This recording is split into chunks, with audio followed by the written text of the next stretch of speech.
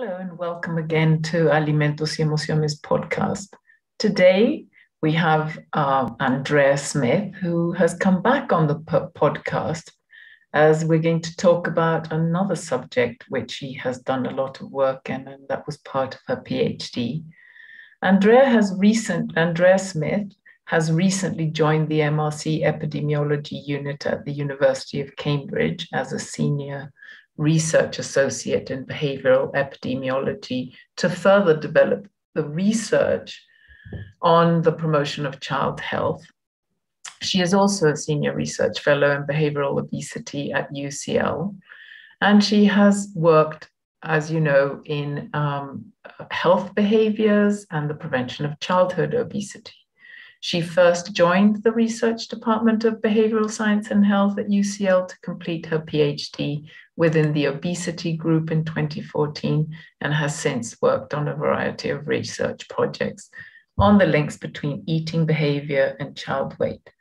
I welcome Andrea again to the podcast, and today we're going to talk about food preferences in young adults, in adolescents and young adults, and as they transition into university. We're also going to talk about drink preferences and the work she did on the RESIST trial about cutting sugar in tea, and I'll leave you some links to her work there. So welcome, Andrea, and it's really good to have you back again. Hello, everyone, and welcome back to Alimentos y Emociones podcast. Thank you very much for returning. I am still really excited about this subject, and hopefully we will be able to, continue discussing appetite, behaviors, and weight for a while, with important guests. I'm very excited today because we have Andrea Smith back again with us, and we're going to talk about a subject which I think just sort of is a continuation from ones we've talked about before, but I think she's going to give us like a completely different depth to it, and that is food preferences in young adults. So welcome back, Andrea. It's really good to see you again and to have you back. Thank you for having me again. It's just that, I mean, you've done so much work, and, this was definitely part of your PhD. And I just think that I've been sort of like trying to continue on the subject of the life course, taking it from sort of very early babies. And now we're sort of moving into sort of like the adolescent phase and the young adult phase. So take it from here. This is your scene. Great, of course, yeah. So like you were already introducing earlier on, basically my work was focusing on looking at the heritability, so the genetic and environmental influences on food and drink preferences. But this time my work was focusing specifically on young adults. So with young adults, I mean 18 to 19-year-old youth in the UK. And my PhD focused specifically on this sample, which was drawn from another twin cohort. And this twin cohort was the TEDS, or the Twins Early Development Study. And I was really kind of lucky and fortunate to gain access to this cohort to collect a very comprehensive kind of overview of their dietary preferences in a sample of their twins back in, I believe it was in 2016. I sent out a bunch of questionnaires to 2,865 of their twins, asking them to rate their liking for around 90 different food items and around 20 different drink items. And similar to what we were discussing earlier before, I exploited or kind of, made the most of the fact that this was a twin cohort to then use the classic twin design to quantify or estimate how important the kind of genetic factors are in shaping liking for these different food and drink items, but also trying to understand how important also the shared environment or the home environment is in shaping those preferences, as well as the wider environment in this age group.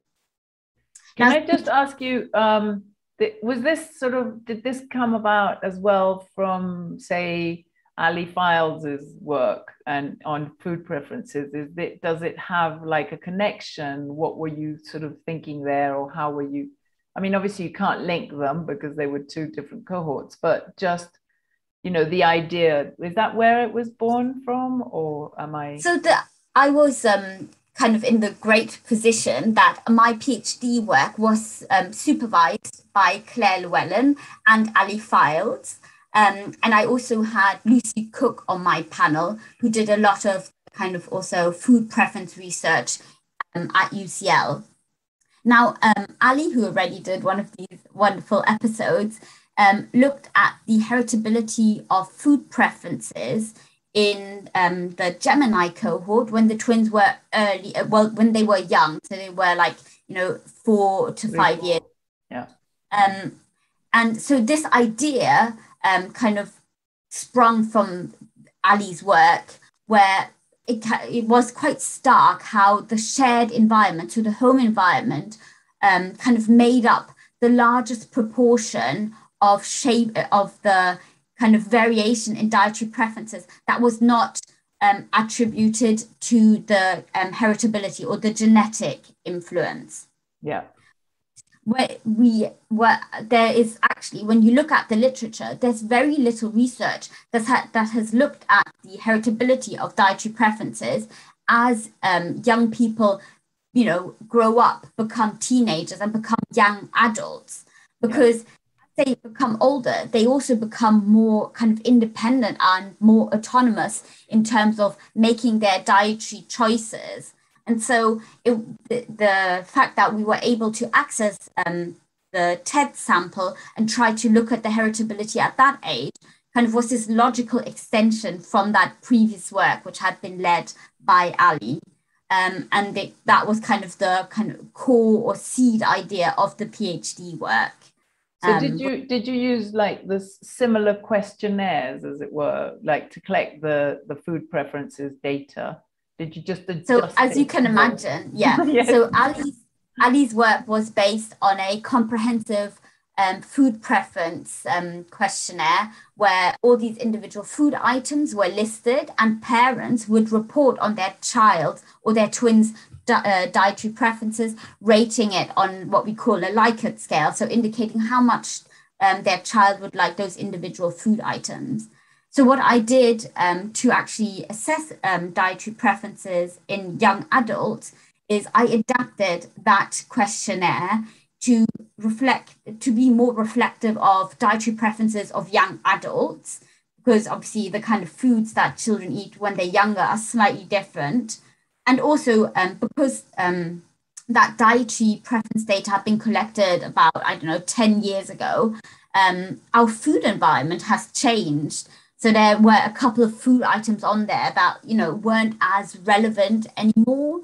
So, I mean, one of the key items, for example, which I added was hummus, but it's trendy. It's a staple. I mean, I can't remember the stats off the top of my head, but I think like nearly every household in the UK has a tub of hummus in their fridge, Yeah. So I did some of these like more kind of relevant food items into my dietary preference questionnaire too, and adapted it so that the kind of young adults could self-report their dietary preferences. So those were the key changes that I made.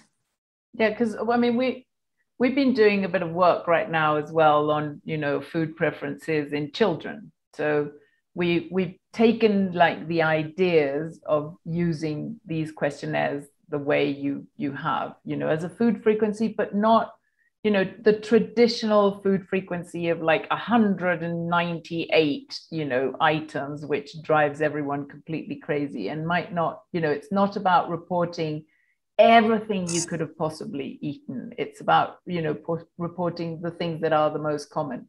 and just adapting them to our local diet. You say hummus is like a staple in the UK. Hummus is not a staple in Mexican fridges, maybe of a certain, socioeconomic class or something, but not at all. This is, so you have to sort of envisage this work as well within the sort of cultural context, which I always find fascinating, because then you find out what, different preferences would be for different populations.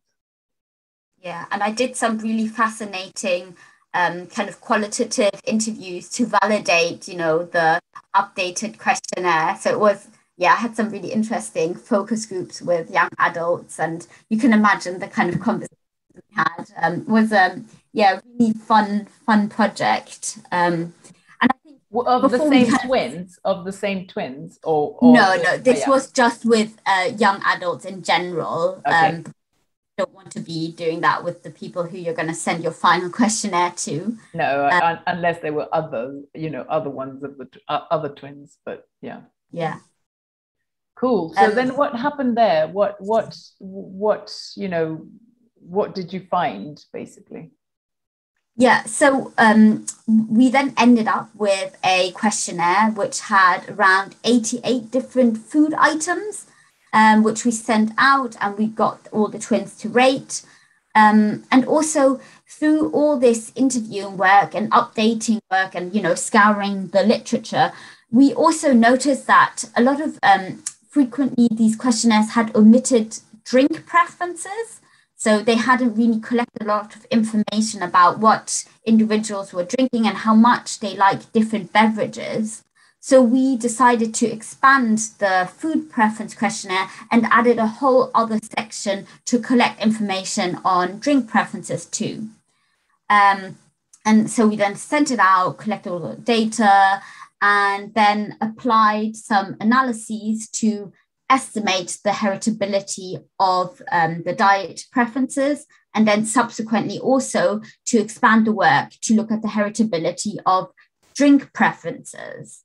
And I think before I, reveal the results or whatever, it's just good to kind of go back to first understand, why are we studying dietary preferences? And I know that Ali has already unpacked a little bit on this, but I think it's really important to think about, why are we studying these preferences? And then also what was found previously in young children. Yeah. So before I go to the results, I think it's just, I wanted to really dig down and kind of make a case for dietary preferences. So the reason why we look at dietary preferences, apart from the fact that it's really interesting to see, like how individuals differ in what they like and don't like, dietary preferences they are one of the key determinants which actually influence dietary intake. And the reason why we kind of focus on dietary preferences is because it's actually kind of easier to measure dietary preferences than actually dietary intake. Because, anyone who has ever worked with diet data knows in like how messy and difficult it can be. You have a whole wide, portfolio of different tools to resort to. So you have diet diaries, food frequency questionnaires, but, what are you actually capturing with them? Yeah. So the benefit by looking at dietary preferences is that you can actually measure them using a questionnaire, and it gives quite a reliable insight into these kind of upstream determinants of dietary intake. And what also is interesting about dietary preferences is that they can be targeted with interventions, and you can modify dietary preferences, which would then have follow-through effects and can, shift dietary intake towards more optimal patterns, rather than, telling someone what they need to eat. You're targeting this kind of more important key component that can also have beneficial effects for diets. So this is why work was actually looking at dietary preferences. And then secondly, in Ali's work and in some of the other work that has already looked at dietary preferences in young children, it was actually quite, and also in adults. There's been a lot more research in adults, but I'm just thinking more about the children now because that's been done in Gemini. Ali found that there was actually quite a high, so moderate to high heritability of specifically the more nutrient-dense foods, so fruits and vegetables and protein-rich foods.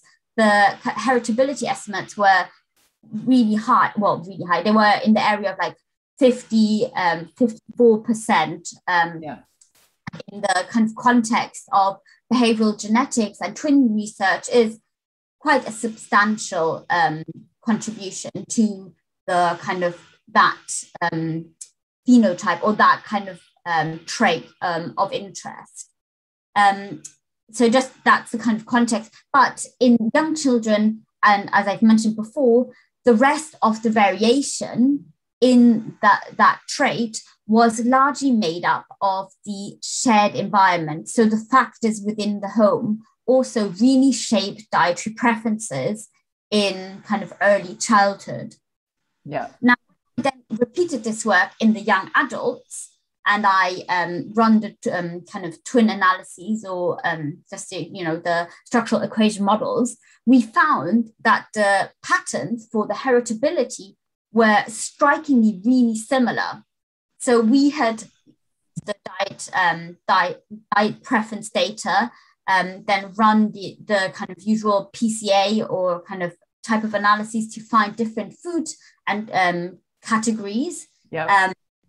So they were in my case, I found 6 different food preference categories, which had vegetables, fruits, protein-rich foods, dairy, snacks, and starches. So I found these clusters of preferences in my food preference data, and then ran individual heritability analyses for each of these different food preference clusters or groups. And what about the drinks? Where do they come in? That I think that's it's easy you're going to separate on the food, and then I'll unpack the drinks. Right. But what we actually found is, because Ali found similar clusters in the dietary preference data, I found again that vegetables and fruits and protein foods had the highest heritability estimates, again ranging from like 54% for vegetables to, I think it was around like 49 for fruits, and then go gradually decreasing. And the lowest estimates for heritability were found for starches, and starches were 32% heritable. Right. Now, specific details here are not as important as that the remainder of the variation in these dietary preference categories was made up by what we call the wider environment, so the individual environment. And this was really interesting because it basically what we're seeing is that it appears that what was originally in like early childhood made up by the shared environment, so what children experience in the home and what twins share in terms of experience, seems to kind of be displaced by the wider environment. And this the kind outside. The wider world. So like, peers or what's in the supermarket or what's on TV, all these other factors become much more salient and important as children become older. And this is really like exciting and interesting because it also, again, when thinking about like, what does this mean for the real world, it gives more kind of importance to policies, again, in regulating the wider environment, because clearly what is happening around us and what we are exposed to also has really important implications in terms of shaping our dietary preferences, but also perhaps displacing what sometimes children might have in part learned back, early in childhood. So I think that was quite fascinating finding in that work. That's really interesting because I'm automatically thinking in repetitive trait terms and thinking of, of food responsiveness, the food responsiveness that you have to this outside sort of world, if you have that trait as well, as this, the shaping of the wider environment, the impact that the wider environment also has, then, you've got like a double whammy situation going on. Sorry, I'm just extrapolating. No, of course. But I mean, this is the thing, right? Because this is what we're seeing with food preferences and how important the wide environment becomes for like this kind of dietary behavior or dietary related behavior.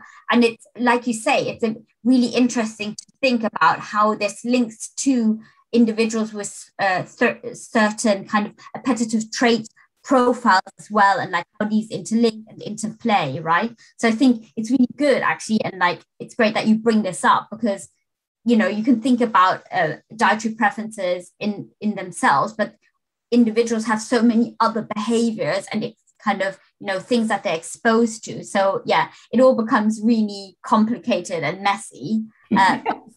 Interesting.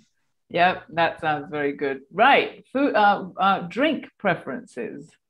Yeah. So like I was saying earlier on, kind of drink preferences were, when you look at the literature, have really not been studied that much. So it was kind of, a bit wading in the dark when looking at these data for the first time. There was very little to go by. So what we did, similar with the food preferences, we again tried to look at the drink preferences and created clusters of drink kind of types or categories. And for my PhD, I grouped them into the classical kind of 5 drink types that you see a lot of young adults drinking. So class it into sugar-sweetened beverages, into non-nutritive sweetened beverages. So with that, I mean, the Diet Cokes, the kind of artificially sweetened soft drinks. Then again, thinking about context and the UK, squash, I had a fruit squash, or like a squash category. That's I also not a category here, but it's interesting. No. I'll have to put a bracket of explanation of what on earth squash means, but a concentrate, like a food sorry. Yeah, so it's like a diluted, it's like a concentrate. Yeah. Supposedly fruit concentrate. I mean, there's very little fruit in there. It's definitely a very typical thing that a lot of young people drink in the UK. Then we had orange juice as a category, and also milk as a beverage. And we then modeled the heritability of these drink preferences. And what we found was that on average, the heritability of drink preferences is much lower when compared to dietary preferences. So the heritability estimates for these different categories were basically moderate to low. So the high estimate that I found was for fruit squash at 42%, and it then gradually decreased down, and the lowest heritability estimate was for orange juice, which was only 18%. So as you can see, these heritability estimates, they vary, between 40 to 20%, which is much lower compared to the food preferences. And kind of when thinking about the interpretation of this kind of means that these kind of preferences are shaped much more by the wider environment, rather than being determined by these more innate kind of predispositions that individuals have.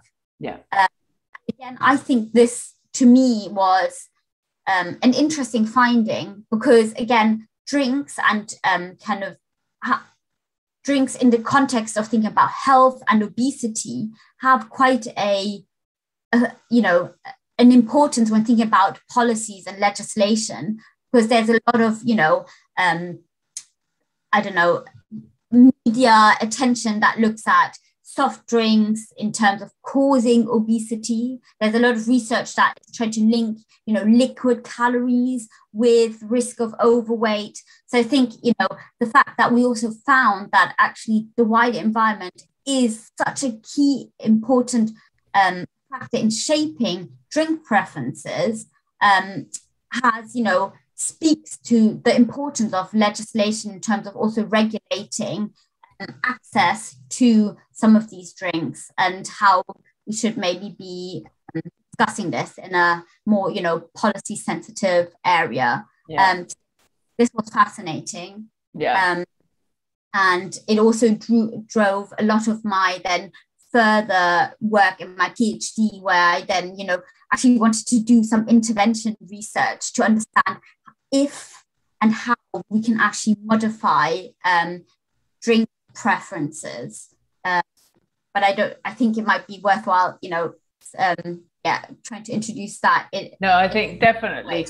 You'll be quite impressed, actually. I found the link to the 29th of May 2019, when you got all the press sort of, blow up that came out because of this study that you're going to talk about right now, that when you presented it at ECO in 2019 in Glasgow. So I'm going to put the link down there to the press releases so that people can read about your study, because I think it's really interesting.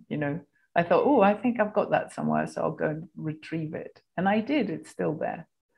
I mean, it's going to sound so bad, but I nearly forgot that I presented that at ECO, because I did also present it in Mexico, so when talking to you, like, I always think of the time when I presented that work back at SLAN. SLAN. And we've just had SLAN this week, and again, so 3 years on, but that was the work that you presented here then as well. So anyway, yes. But that I've got those. I will put the links for anyone interested. But please tell us about your study, because it's really interesting. I think in Mexico and in South America, just in particular, Central and South America, it really does. With the amount of sort of sugar that we eat, drink. And I'd say sugar sweetened beverages, but this is a different sort of way to look at it. How we can start reducing the quantity of sugar that we put into beverages is really important. So please tell us about your work. Of course. So like I was saying, in my PhD, kind of was quite a sequential setup.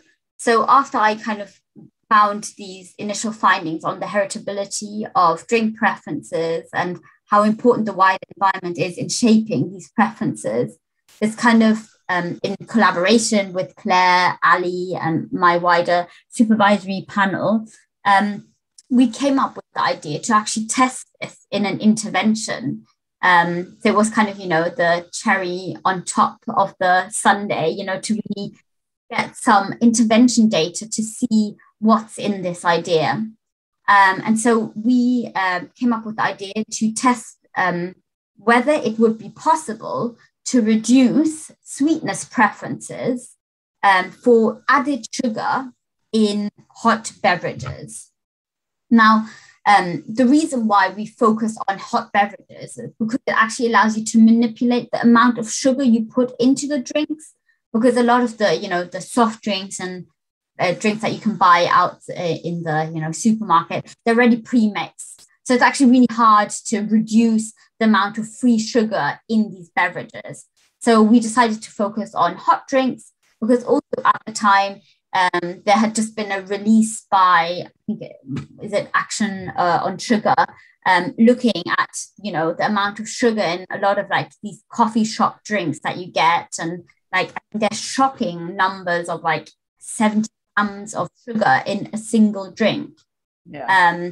Which and I think we're all, like, you as a someone who studies a lot of nutrition, like sugar isn't evil, but I think drinking sugar without knowing that you're drinking sugar is something that is, from a public health perspective, I think, I don't want to say the word problem, but it's an issue, because drinking your calories, specifically drinking free sugar, doesn't actually induce a lot of satiety. So you're drinking a lot of energy without actually, feeling satiated. Yeah. And that over time, and if you do that regularly, right, it predisposes you and increases your risk for, a positive energy balance, and then also to put on weight.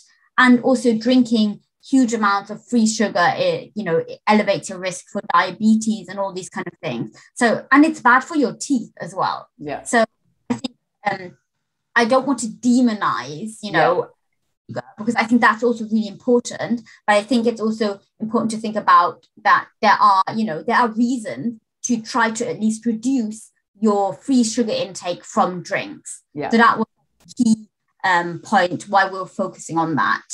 Yeah. So for that last study, we were focusing to try to find out if it would be possible to get individuals to reduce the sugar in their tea. So we focused on tea specifically. And we wanted to test if there are different ways of doing it and which way would be most kind of effective, and also what the implications would be for their liking of tea. So this was the wonderful RESIST study, which is the reduction of sugar in tea study. Very good acronym. Basically, You're very good at that. Well, this, I must be honest, all credit to my sister who came up with that acronym. I did her once over a Christmas holiday and she came up with it. So it's good. It's a good one. Yeah. So this was a 3-arm kind of feasibility study where we compared different conditions and got individuals to actually reduce the sugar in their tea over a 1-month period. So the 3 different conditions that I had in this intervention was, we had one, which was what I call the immediate cessation or cold turkey condition. So individuals that were randomized to that group were told from day one, right, thank you for signing up to RESIST. You are going to be cutting out sugar from today onward for the next 4 weeks. And I set up an app to get them to log the number of cups of teas that they were drinking every day, how much sugar they were putting into each cup, and then how much they enjoyed each cup of tea that they were drinking. Because I was not only wanted to see if they were able to stick to actually cutting out sugar, but I also wanted to see if perhaps over time either their liking for that tea would, stay the same. Would it go up? Would they, what would be happening to their liking of their tea? Now, the second intervention group was what I called the gradual reduction group. So every week, because it was a 1-month intervention, every week I got them to cut down the sugar in their tea by 25%. So at the beginning, they filled in a questionnaire and told me, on average, I put 2 teaspoons of sugar in my cup of tea. So week 1, I asked them to cut it down, and I sent them these it's kind of, these reminders. baking. Yeah, well, that they got daily reminders anyways in the app, but I sent them these measurement spoons so that they could actually see how much sugar they are putting in. And then I asked them to, report to me to how much sugar they're putting in. And then I told them exactly by how much they would have to reduce it every week, so that by the end of the intervention, they are at, again, 0 sugar in their tea. Then the third arm was the control group. And they were basically a waiting control. So when the study started, I just said, thank you so much for signing up. We are experiencing delays. Your program will be with you shortly. And I would send them that for 4 weeks. And then at the end, and then after the main intervention was over, they did receive all the materials that the other individuals did receive as well. But they were my kind of active control, essentially. Yeah. And what was really interesting, so I managed to recruit overall 64 participants to my study, with roughly, I think it was 20 individuals per arm. Yeah. So my analyses focused on these individuals because we did have a lot of people who dropped out. So I started with around 80 individuals, but we had 64 individuals that actually completed the entire program. Yeah. And I must say, big shout out to all the UCL students who I managed to recruit into the study, because I did largely focus this intervention again on young adults. And yeah, being at UCL, I did just, recruit students because... Yes, because they're a good group to recruit. Yeah, they are. Yeah, so 64 of them stuck to the program, and I did some really fun analyses.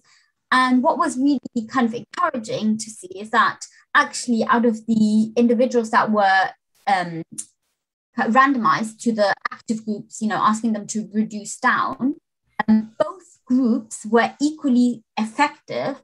I mean, I shouldn't be using the word effective. It was a pilot trial. So in each arm of those conditions, there were 8 individuals at the end of their 4-week program completely quit sugar in tea.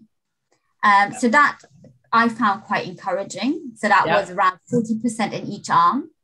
And the rest, most of them, I think, like the bulk of them, had hugely reduced the amount of sugar, but they hadn't cut it out entirely. Yeah. But when looking at their daily liking score, what was interesting is that there was no change to their liking at all. So basically, they were quite flat curves. And I think that's interesting because it speaks to the fact that over time, they kind of gradually adapted to lower sweetness levels. Yeah.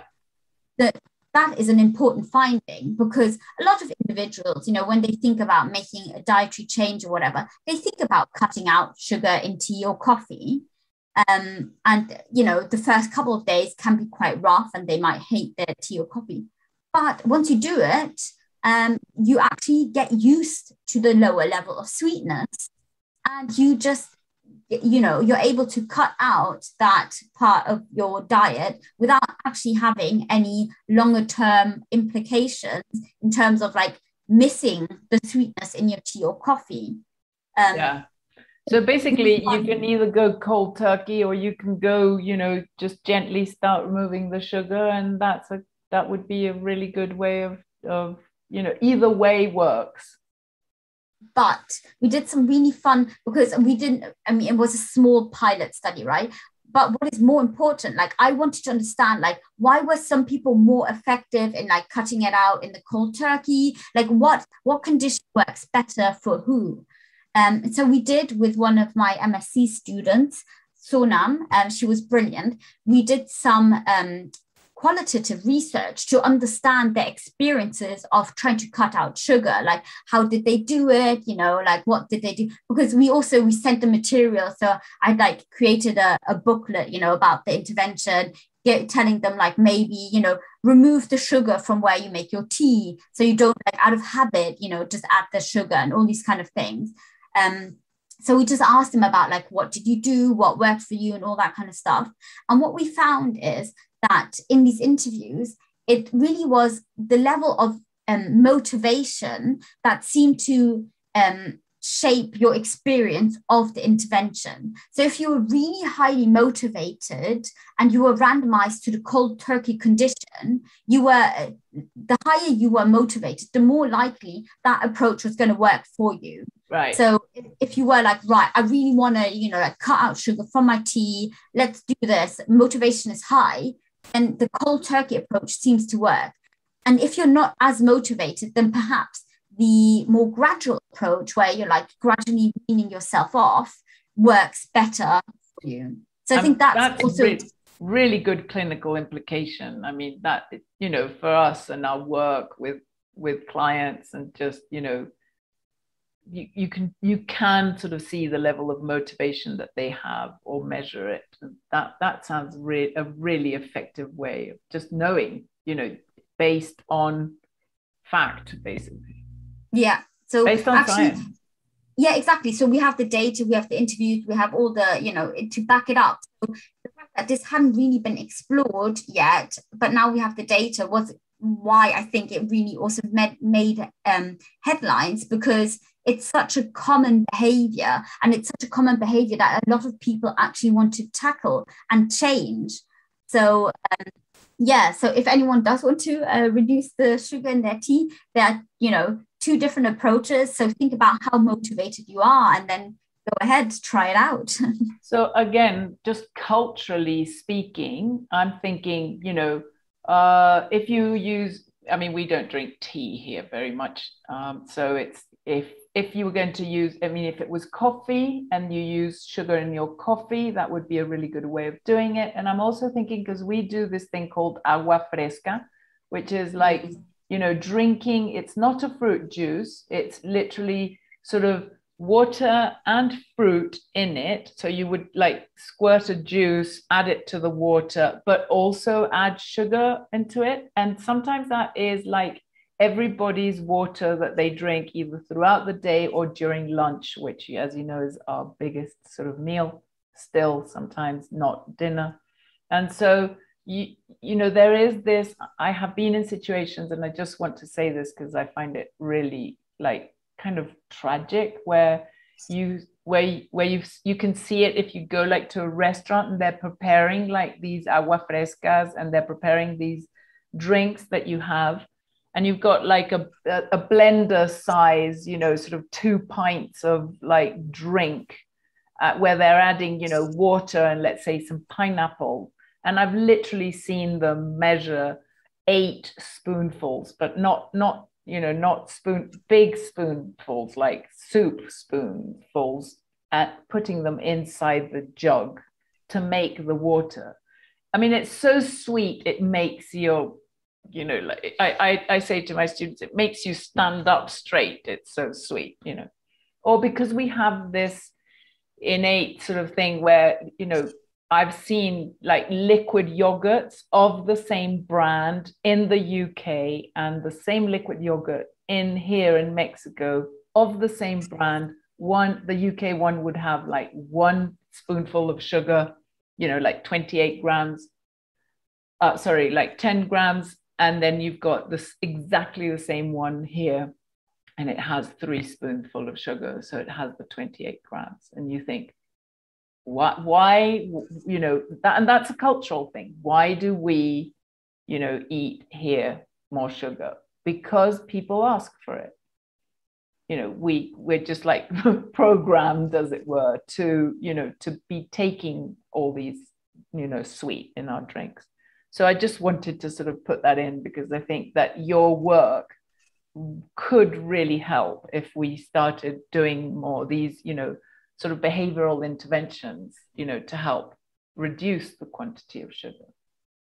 I think also, like what you're saying is, because a lot of, like you say, it's this close kind of interaction between supply and demand. But actually, we need to really, these things are largely influenced by supply, right? Like you need to break the cycle somehow, and the power and the money is with supply. But actually telling policymakers, like, look, you can't, not policy, like the food industry, and ultimately like policymakers do legislate about what is allowed and not allowed in our food, but telling them that if you gradually reduce things down, and we have seen this equivalent happen with salt, for example, in the UK and in the US, like if you gradually reduce down salt, often, the population won't notice.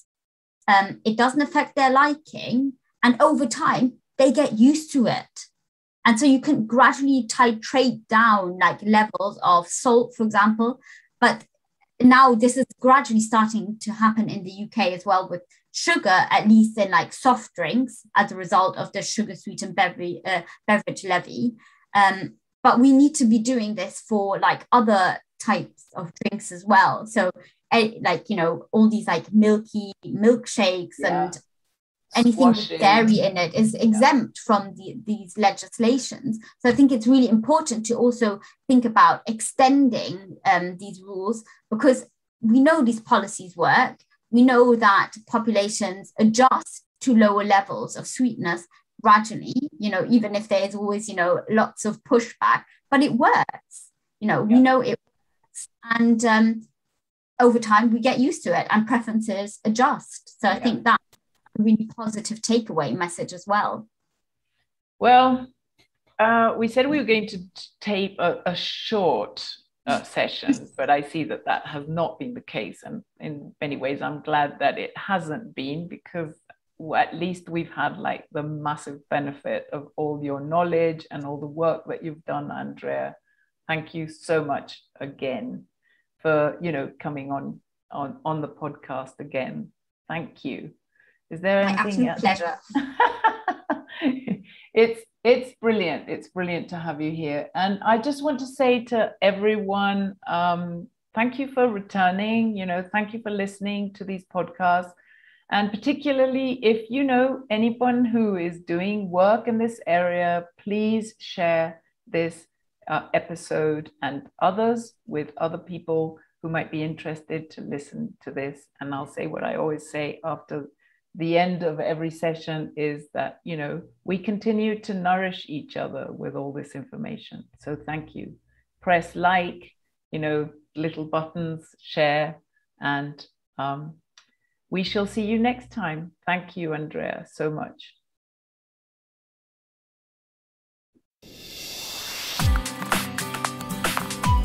Nos vemos en un próximo episodio de Alimentos y Emociones Podcast. Y recuerda, nos seguimos nutriendo.